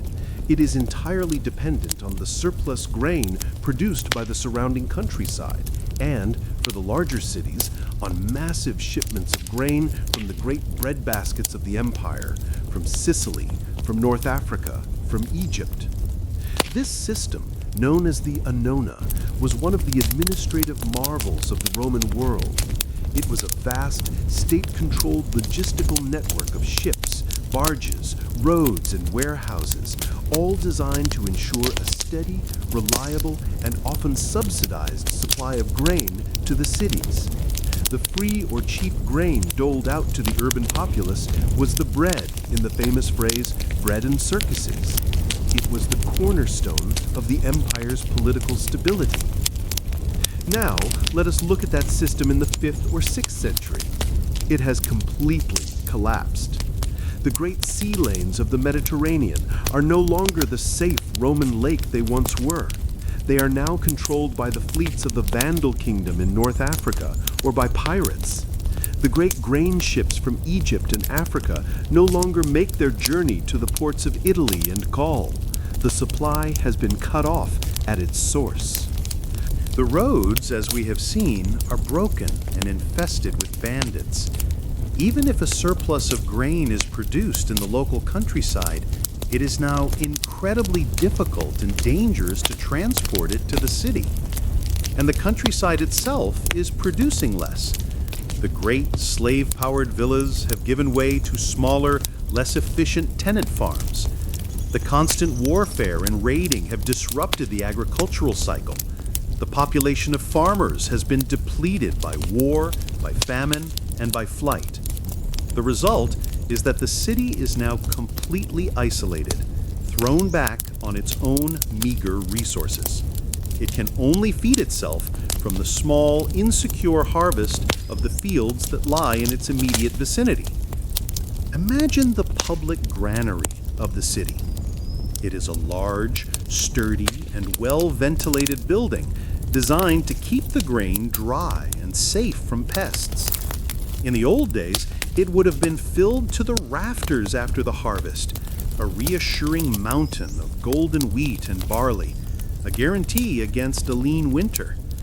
But now, the great bins are empty. The stone floor is swept clean, home only to dust and to mice. The city has no reserve. It is living hand to mouth, dependent on the small daily trickle of food that comes in from the surrounding farms. When a harvest is poor, due to a drought or to too much rain, the consequences are immediate and catastrophic. There is no imperial grain reserve to fall back on. There is no way to import food from another province. There is only hunger. The price of bread in the city's few remaining market stalls skyrockets. The poor, who have no money, begin to starve. The social order, already fragile, begins to break down completely. There are food riots. People will break into the bakeries or the homes of the few wealthy individuals who are rumored to have a private hoard of grain. The city, which was once a place of relative abundance, a beacon of civilization, now becomes a trap, a place of intense, concentrated, and inescapable famine. The countryside, where a person might at least be able to forage for roots and berries in the woods, now seems a paradise by comparison. The empty granary is the ultimate symbol of the city's failure. A city is a promise of security, a promise that the community can organize itself to overcome the challenges of nature. When the city can no longer even feed its own people, that promise is broken. The social contract is void, and the people, in the most logical and primal of all responses, will abandon the place of hunger and will walk back to the land in a desperate search for something, anything, to eat. The sickness spreads. The granaries are empty. The bodies of the city's inhabitants are weakened by chronic malnutrition. The aqueducts are dry, and the people are drinking contaminated water from wells and polluted rivers. The sewers are clogged and overflowing. The remaining population is huddled together in the decaying, overcrowded, and unventilated ruins of the old city. The conditions are perfect for the third great horseman of this urban apocalypse, plague. In the crowded, interconnected, and relatively hygienic world of the High Roman Empire, disease was a constant presence, but large-scale, society-destroying epidemics were relatively rare. But in the collapsing, filthy, and starving cities of the 6th century, a new and terrifying age of pestilence begins. The most devastating of these was the great pandemic known as the Plague of Justinian, which swept across the Mediterranean world in the 540s. It was the first appearance of the bubonic plague in Europe, the same Black Death that would return to devastate the continent 800 years later. Imagine the arrival of the plague in our dying Roman city. It arrives silently, invisibly, perhaps in the fur of a rat on a small coastal ship that has come to trade, or carried by the fleas on a traveler who has come down the broken road. Exhaustion. Then the telltale sign appears, the buboes. Painful, swollen lumps in the lymph nodes of the groin, the armpit, or the neck. These swell to the size of an egg, and they are soon followed by delirium, by agony, and in the vast majority of cases, by a swift and certain death. The people of the city have no understanding of what is happening. They have no concept of germs, of bacteria, of contagion. The sickness is a mystery. It is a pestilential vapor, a miasma, that has risen from the swamps or from the foul-smelling sewers. Or, more likely, it is a punishment from God, a divine scourge sent to chastise a sinful world. There is no cure.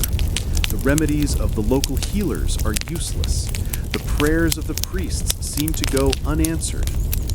And the disease spreads through the crowded, unsanitary city with the speed and ferocity of a forest fire.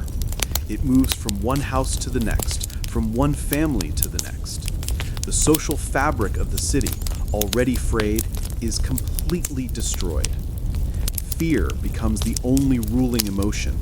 People abandon their sick relatives, leaving them to die alone for fear of catching the disease themselves. The normal rituals of death and burial collapse. There are too many dead to be buried individually. The churchyards are quickly filled. Great open pits are dug in the fields outside the city walls, and the bodies are brought out in carts and are unceremoniously dumped in, hundreds at a time. The city becomes a ghost town, not because the people have left, but because they are dead. The contemporary historian Procopius, describing the plague in Constantinople, wrote that at its height, 10,000 people were dying every day. In our smaller, provincial city, the toll is smaller, but no less devastating. In a matter of months, a third or even half of the city's remaining population is wiped out. The few who survive are left in a world that is empty, silent, and terrifying. They are surrounded by the ghosts of their dead neighbors, their dead friends, their dead family. The plague is the final, brutal, and demographic blow to the Roman city. It is a biological event that confirms the social and economic collapse that has been happening for centuries. The city, as a concept, was about the concentration of people. The plague teaches a terrible and opposite lesson, that the concentration of people is a death sentence. The survivors, when they have recovered their strength, will do the only logical thing. They will flee the city of the dead. They will escape to the clean, open air of the countryside, to the isolation of a small rural settlement where the risk of contagion is less. The city is no longer just a place of hunger and of fear. It is now a place of death, a great stone tomb haunted by the memory of a terrible and inexplicable sickness. The merchant's last cart. Narrative. The plague has passed. The city is emptier than ever. And now, the final flickering embers of its economic life begin to die out. The very reason that the city was founded in the first place, as a center of trade, of commerce, of the exchange of goods and ideas, is ceasing to exist. The merchant is packing his last cart. Imagine the workshop of a potter in the city. A generation ago, this was a thriving business. He would produce hundreds of bowls, of plates, of storage jars, and he would sell them in the bustling market in the forum. He would sell them to the wealthy owners of the great villas. He would sell them to traveling merchants who would take his wares to other cities. But now, his world has shrunk to nothing. His customers are gone. The wealthy aristocrats have fled to their fortified manors. The small, independent farmers have been absorbed into the subsistence economy of the new feudal lords. The people who remain in the city are too poor to buy anything beyond the absolute bare necessities. And the traveling merchants no longer come. The roads are too dangerous. The tolls charged by local warlords are too high. And there is no stable currency to make trade worthwhile. So the potter looks at his workshop. His kiln is cold. His wheel is still. His shelves are covered in a thick layer of dust, holding a few unsold and unsellable pots. There is no one to sell to. There is no reason to make anything. And so he makes a decision. He abandons his workshop. He abandons the trade that his father and his grandfather had practiced in this very spot. He packs his few remaining personal possessions onto a small handcart. He takes his family and he leaves the city. He will try to find a piece of land to farm, to join the great retreat back to the soil. This small personal tragedy is being repeated all over the dying city. The weaver hangs up his loom. The blacksmith lets his forge go cold. The glassblower abandons his furnace. The stonemason, who once carved the elegant inscriptions on the public monuments, now has no patrons, no commissions, no work. The entire complex and specialized economic ecosystem of the Roman city is collapsing. The city was a place of a highly developed division of labor. You were a potter, or a weaver, or a baker. You specialized in a single craft, and you sold your product to buy the food in the other goods that you needed. But this system can only function when there is a market, when there is a surplus of wealth, when there is a safe and reliable system of exchange. When these things disappear, the specialized craftsman becomes obsolete. The new world that is emerging, the world of the medieval manor, has no place for him. The manor is a world of self-sufficiency. The peasants on the manor must learn to be jacks of all trades. They must grow their own food. They must weave their own rough, homespun cloth. They must mend their own simple tools. There is no room and no money for the specialized products of the urban craftsman. And so, the merchant, the artisan, the craftsman, the very people who defined the economic life of the city are all disappearing. The market stalls in the forum are empty and rotting. The workshop districts of the city are silent and abandoned. The vibrant, bustling, and noisy world of Roman commerce has been replaced by the quiet, slow, and intensely local world of subsistence agriculture. The city is no longer a place where things are made or where things are traded.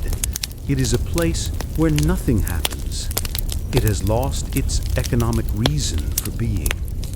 And the last merchant, as he pushes his creaking cart through the silent, empty gates of the city for the last time, is not just abandoning his home.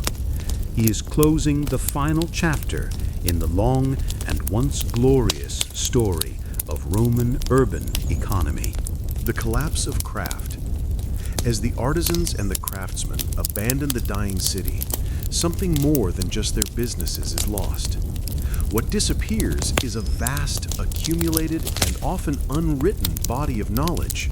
The collapse of the city is also the collapse of craft, the great forgetting of the skills that had taken 1,000 years to perfect. Imagine the workshop of a Roman glassblower in its prime. It is a place of intense heat, of focused skill, and of a kind of everyday magic. The furnace roars. The glassblower, a man whose skill has been passed down through generations, dips his long iron blowpipe into the crucible of molten glass. He gathers a glowing, honey-like glob of the liquid sand.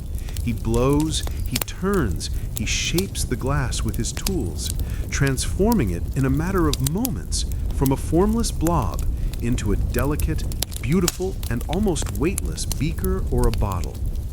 This is a high art, a skill that requires years of apprenticeship, a deep intuitive understanding of the material, and a complex infrastructure of furnaces, of tools, and of access to the raw materials. Now, imagine that same workshop in the 6th century. The glassblower has left the city. The furnace is a pile of cold, broken bricks. The secrets of his craft, the precise temperature of the furnace, the right mixture of sand and ash, the subtle twist of the wrist that creates a perfect shape, are lost. They were never written down. They existed only in his hands, in his eyes, in his muscle memory. And when he is gone, they are gone with him. This story is being repeated in 100 different workshops across the city. The stonemason, who knew the secrets of how to quarry a perfect block of marble, how to lift it into place, how to carve it into a lifelike statue or an elegant Corinthian capital, is gone. His skills, which were essential for the creation of the great public buildings of the Roman city, are no longer needed. The new buildings of the early Middle Ages will be smaller, cruder structures of rough fieldstone and of recycled Roman rubble. The art of fine stonework will be lost for centuries. The mosaicist, who knew how to cut the tiny squares of colored stone and glass, the tesserae, and how to arrange them into intricate, beautiful pictures on the floors of the villas, is gone. His art is replaced by the simple, beaten earth floors of the peasant cottage. Even the more humble crafts begin to fade. The potter, who knew how to use a fast wheel to create thin, strong, and elegant pottery, is replaced by the peasant woman, who makes a thick, lumpy, and fragile pot by hand, firing it in a simple bonfire. The fine, red gloss Samian ware of the Romans is replaced by a crude, black, and smoky medieval earthenware. This is not to say that all craft disappears. The blacksmith is still essential for the making of plowshares and of weapons. The weaver still weaves. The carpenter still works with wood. But the level of specialization, of sophistication, of pure aesthetic quality declines dramatically. The world becomes a cruder, rougher, and less beautiful place. The objects of daily life are no longer things of elegant design and fine craftsmanship. They are purely functional, heavy, and unadorned.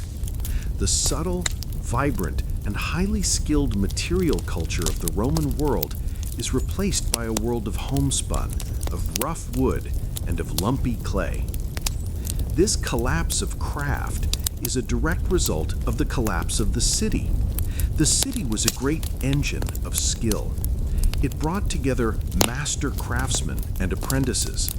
It created a competitive market that encouraged innovation and quality. It was home to a wealthy class of patrons who demanded beautiful things. When the city dies, this engine of skill sputters and stalls. The knowledge is not actively destroyed, it simply has nowhere to go. It has no one to be passed on to, and so it quietly and irretrievably fades away. The empty streets. We have now witnessed the slow, agonizing death of the Roman city from every possible angle. The trade has stopped. The crafts have failed. The plague has decimated the population. The fear of violence is constant. The great public buildings are silent, crumbling ruins, and now we come to the final, inevitable result of all these processes. The streets are empty. Imagine yourself standing at a crossroads in the heart of what was once a bustling provincial capital. A generation ago, this spot would have been a river of humanity. You would have been jostled by the crowd, your ears filled with the sounds of a dozen different languages, your nose filled with the smells of street food and of too many people in too small a space. But now there is only silence and a profound, unnerving emptiness. You look down the long, straight, stone-paved street to the north. It is empty. The doors of the houses that line the street are gone, leaving dark, gaping holes. A section of a roof has collapsed, spilling a pile of broken tiles into the street. A single wild dog sniffs at a pile of rubbish in a doorway. You look down the street to the south, towards the Forum. It is empty. A gust of wind blows a swirl of dust and dead leaves across the paving stones. You look to the east and to the west. Empty. Silent. Still. The city is no longer a city. It is an necropolis, a city of the dead. It is a collection of empty, echoing stone shells, a monument to a civilization that has vanished. The few remaining inhabitants are like ghosts in their own home. There might be a few hundred people left, living in a city that was designed to hold 50,000. They are a tiny, scattered population, living in small, huddled clusters in the most defensible parts of the ruins. A small community might have taken over the old amphitheater, building their crude huts within its protective stone walls. Another group might be living in and around the old bishop's palace and the cathedral, under the protection of the church. But the vast majority of the city is a no man's land, a wild and slightly frightening internal wilderness. The once gracious gardens of the wealthy villas have become tangled, overgrown thickets. The abandoned houses have been taken over by owls and by bats. The crumbling public baths are now a swampy, mosquito-infested ruin. To walk through these empty streets is a lonely and an eerie experience. Your own footsteps, echoing on the stone paving, sound unnaturally loud. You feel a constant sense of being watched, not by people, but by the ghosts of the people who once lived here. Every empty doorway, every dark, unglazed window seems to hold a memory. This is the final stage of the city's abandonment. It is a process that has taken centuries. It has not been a single dramatic event, but a slow, quiet, and relentless hollowing out. The city has died a death of 1,000 cuts. The cut of a broken road, of a dry aqueduct, of a barbarian sword, of a plague flea, of a merchant's last departing cart. The city has not been conquered and destroyed in a great battle. It has simply been left behind. It has become irrelevant. the life of the world has moved elsewhere, to the small, fortified, and self-sufficient villages of the countryside. The city has lost its purpose, and so it is left to slowly, quietly, and gracefully fall apart. A great stone skeleton, picked clean by time, by nature, and by the few remaining people who are now living like scavengers in the carcass of a dead giant. The silence of the empty streets is the final word in the long, slow, and somber story of the end of the urban world of Rome. Part 5, From Rome to Ruins. The city is dead. The streets are empty. And now a new kind of life, a simpler, more ancient way of being, begins to flow back into the empty spaces. The wild rural world that the city was built to keep out now gently and inexorably reclaims its lost territory. And the perfect symbol of this reclamation is the figure of the shepherd in the Forum. We have encountered him before as a symbol of the Forum's decay, but let us now look at the world through his eyes. For him, this place is not a tragic ruin. It is not a monument to a lost golden age. It is simply a place, a good place. Imagine you are this shepherd. You are a young man born and raised in one of the small, crude hut settlements that huddle in the ruins of the city. You have no memory of what this place once was. The stories of the old ones, of the time of the emperors and the legions, are like fairy tales to you. Your world is the world of your flock, the seasons, of the sky. For you, the old Roman Forum is the best pasture for miles around. It is a large, open, and sunny space. The thick carpet of grass and weeds that now covers the old paving stones provides a rich and varied diet for your small flock of sheep and goats. It is a safe place. The crumbling walls of the surrounding buildings, the basilica, the temples, form a natural protective enclosure. It keeps your flock from wandering too far, and it provides a defense against the wolves that sometimes come down from the hills. The great, empty, stone-built city is a kind of fortress for your small pastoral world. It is a place of shelter. When a sudden rainstorm sweeps in, you can lead your flock into the roofless but still protective walls of the old basilica. The great, echoing hall where the Roman magistrates once dispensed the imperial law is now your stable. The ruins are also a source of endless fascination. You might find a small bronze coin in the dirt, its image of a forgotten emperor worn smooth by time.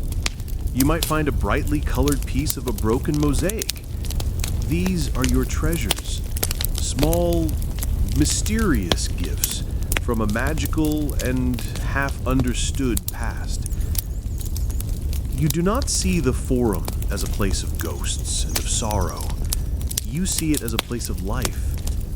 You see the lizards sunning themselves on the warm, fallen marble of a column. You see the wildflowers growing in the cracks of the temple steps. You see your own goats, their hooves clicking on the last few exposed paving stones, their bells making a small, gentle, and peaceful sound in the great, sunlit silence. This image of the shepherd in the Forum is a powerful one because it is not about destruction, it is about transformation. It is about the endless, patient, and cyclical nature of life. One world has ended, but another is beginning. A complex, urban, and imperial world has given way to a simpler, pastoral, and local one. The shepherd is not a barbarian who has destroyed Rome. He is its heir. He is the quiet, unassuming figure who inherits the empty spaces, who finds a new, more humble, and more sustainable way to live in the midst of the magnificent, but now useless, ruins of a greater age. His presence in the Forum is a sign that the fever of the city has finally broken. The great artificial and resource-intensive experiment of the Roman city is over. The land is now returning to a quieter, slower, and more balanced state of being. The silence of the Forum is no longer the silence of death. It is the silence of a deep and profoundly peaceful sleep. The reuse of stone. As the shepherd grazes his flock in the Forum, a different kind of activity is taking place all around the dead city. The great, monumental stone buildings of the Roman world are beginning a new and final phase of their existence. They are being recycled. The ruin is not just a place to live in, it is a place to be mined. It is becoming the primary quarry for the new, emerging medieval world. Imagine a peasant who lives in a small wooden hut, deciding that he wants to build a more permanent and sturdy home for his family. Where does he find the stone? He does not have the tools, the knowledge, or the manpower to quarry new stone from the mountains. But he has something much better. He has the abandoned Roman city, a vast, pre-cut, and conveniently located supply of the finest building materials. So, he takes his ox cart and his crowbar, and he goes into the city. He is not a vandal, acting out of malice or a desire to destroy the past. He is a pragmatist. He is a survivor. He sees not a beautiful temple or a historic monument. He sees a pile of useful rocks. His first target might be the marble cladding on the walls of the old public buildings. These thin, polished slabs of beautiful imported marble are a treasure. He will carefully pry them off the wall. He might use them to create a small decorative feature in his new home, a sign of status. Or he might take them to a lime kiln. Marble, when burned at a high temperature, produces a high-quality lime, which is essential for making mortar. The beautiful decorations of the Roman world are literally being burned and turned into the cement that will hold the new, cruder world together. Next, he will go after the bricks. Roman bricks were well made, standardized, and incredibly durable. He will find a collapsing wall or an arch, and he will carefully extract the bricks, one by one, cleaning off the old mortar. These bricks are a perfect building material for his new cottage. And then there are the great architectural features. A huge monolithic column of granite from the old basilica is too heavy to move, but he can light a fire around its base, and when the stone is hot, he can douse it with cold water. The thermal shock will crack the great stone, and he can then break it up into smaller, more manageable pieces for his foundation. The statues of the emperors and the gods are also a target. He is a Christian. He sees these statues not as works of art, but as pagan idols, as graven images. To break them up is not just a practical act, it is a pious one. He is cleansing the land of its sinful pagan past. The finely carved head of an emperor might end up as a simple, unadorned block in the wall of his pigsty. This process of spoliation, of the reuse of old materials, is happening everywhere. The great amphitheater is being dismantled to build the walls of a new monastery. The paving stones of the Forum are being pulled up to make a floor for the new parish church. The lead pipes of the old water system are being dug up and melted down. The Roman city is being slowly, methodically, and organically disassembled. It is a form of architectural cannibalism. The old, dead city is providing the very bones, the very substance for the new, smaller, and more humble settlements that are being born in its midst. This is not a story of destruction, but of continuity. The stones of Rome are not disappearing. They are simply being rearranged. They're being incorporated into a new world, a new way of building, a new way of life. The spirit of Rome, in a very literal and physical sense, becomes the foundation of the medieval world that will follow. The monastery's candle. As the great public and secular lights of the Roman city go out one by one, a new kind of light begins to shine, faintly but with a stubborn persistence, in the midst of the growing darkness. It is the small, quiet, and sacred light of the monastery. While the cities were collapsing, a new social experiment was taking place in the most remote and isolated corners of the old empire. Inspired by the desert fathers of Egypt and Syria, groups of devout Christian men and women were retreating from the chaos of the collapsing world to live a life of prayer, of contemplation, and of communal labor.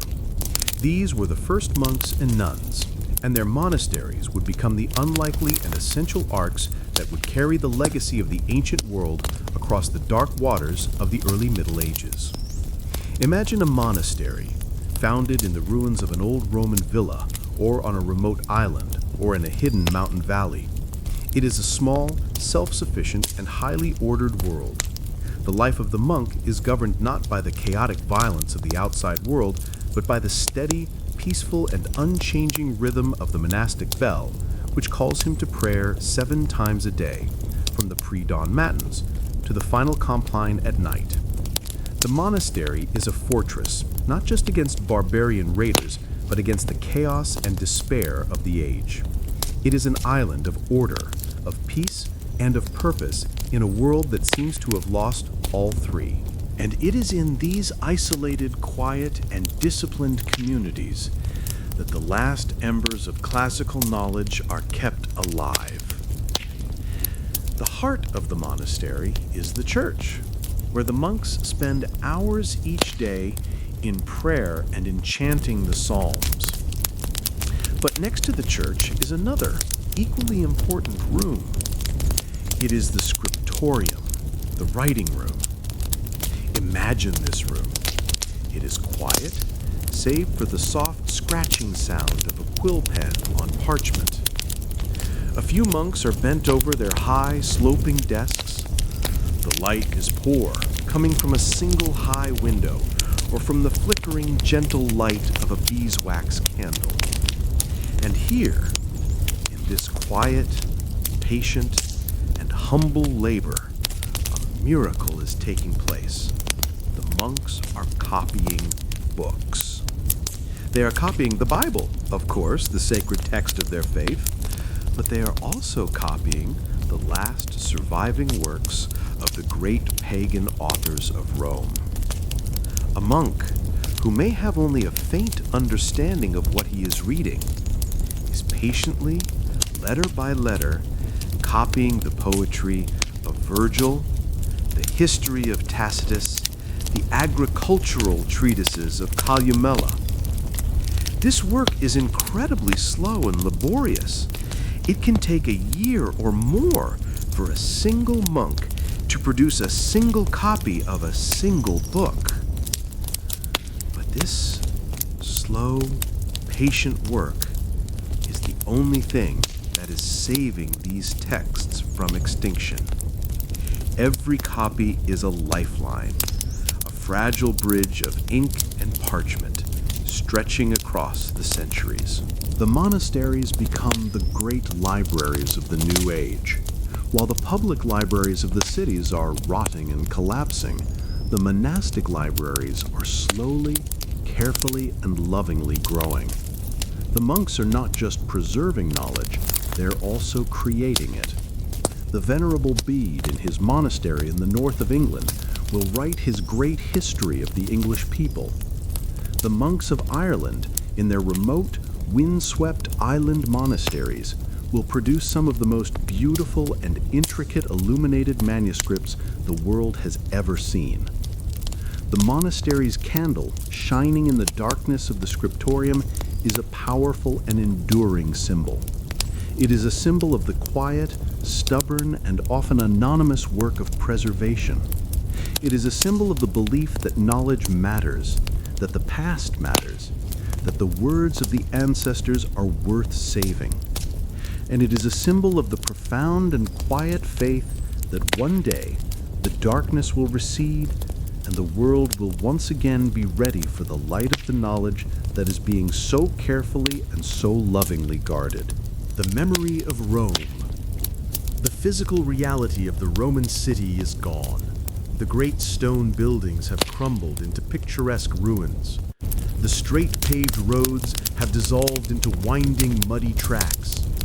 The vibrant, multicultural, and literate urban society has been replaced by a world of isolated, illiterate, and subsistence-based villages. Rome as a living entity is dead. But the idea of Rome, the memory of Rome, is more powerful than ever. As the real cities crumble, a new, imaginary, and legendary Rome begins to grow in the minds of the people of the early Middle Ages. Imagine a group of peasants gathered around a fire in their lord's hall on a long winter's night. A traveling storyteller, a minstrel, is in their midst, and he is telling them stories of the old times, of the time of the old kings, of the time when giants walked the earth. In these stories, the Romans are no longer historical figures. They are characters of myth and of legend. The Roman emperors are great magical kings. Julius Caesar is a mighty sorcerer. Virgil is a powerful enchanter who built the city of Naples with his magic.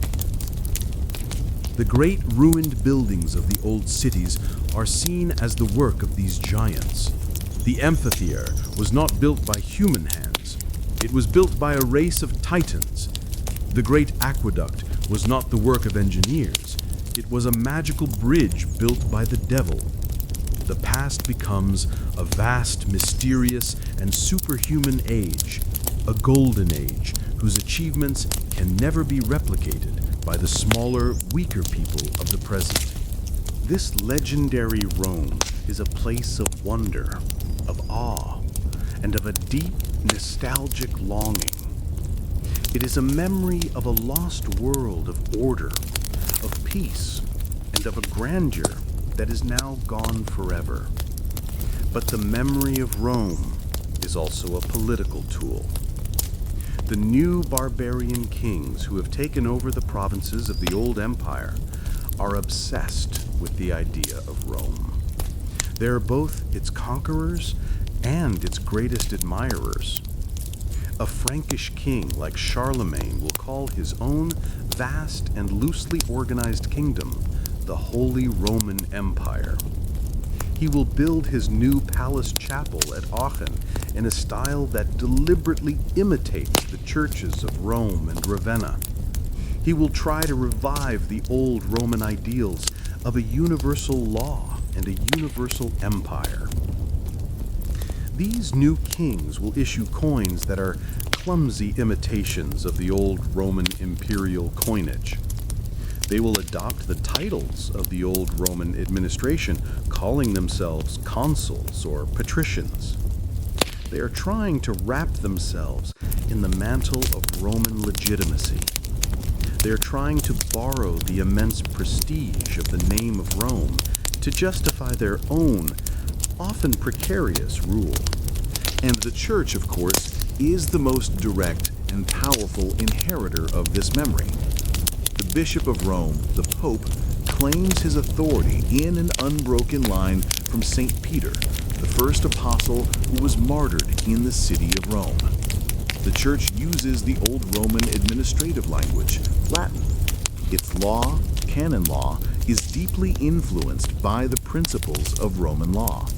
The Church is, in a very real sense, the ghost of the Roman Empire, sitting crowned upon the grave thereof. And so, even as its physical body lies in ruins, the spirit of Rome, its memory, its legend, its immense and inescapable prestige, continues to haunt and to shape the world that is being born from its ashes. The city is dead, but the dream of the city, the idea of Rome, is eternal. The seed of new towns.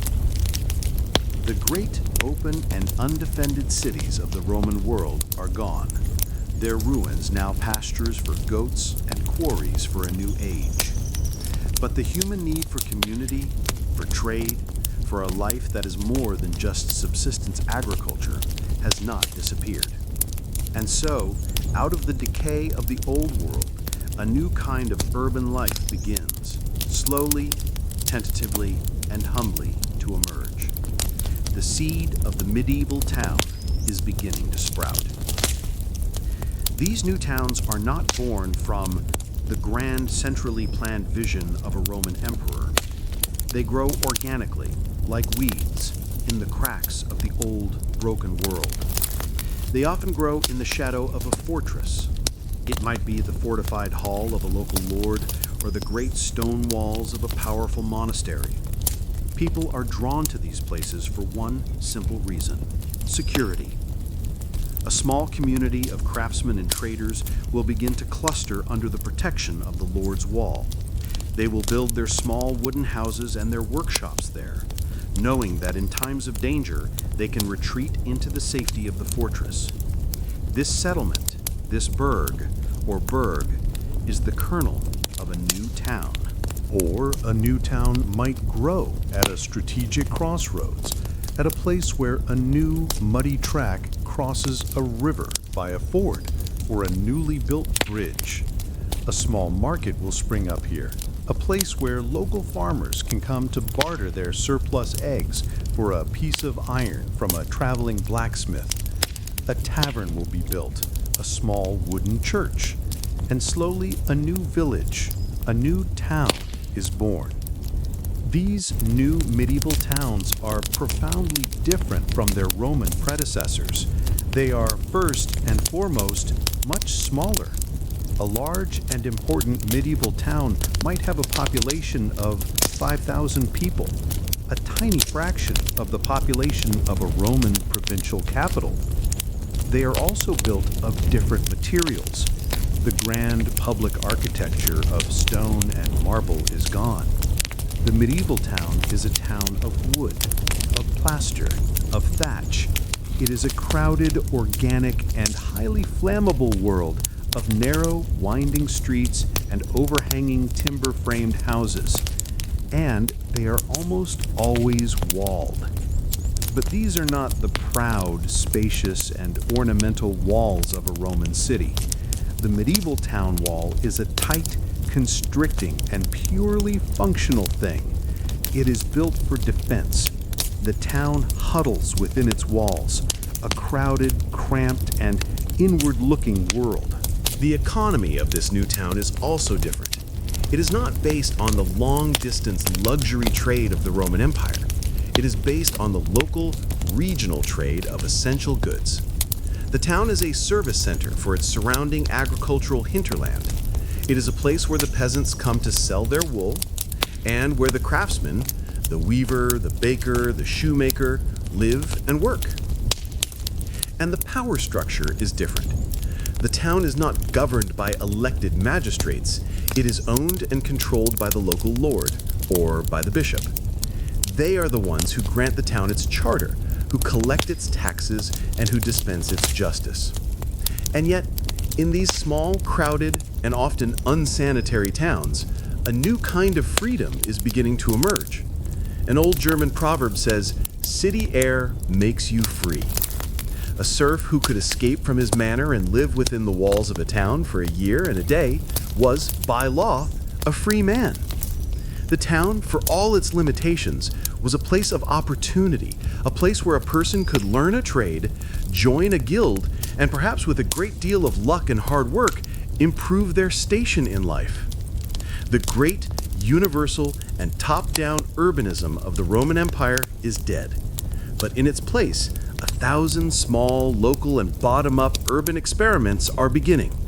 These small, humble, and resilient medieval towns are the seeds from which the great cities of modern Europe will eventually grow. The long, dark night of de-urbanization is ending, and a new, different, and more chaotic dawn is beginning to break.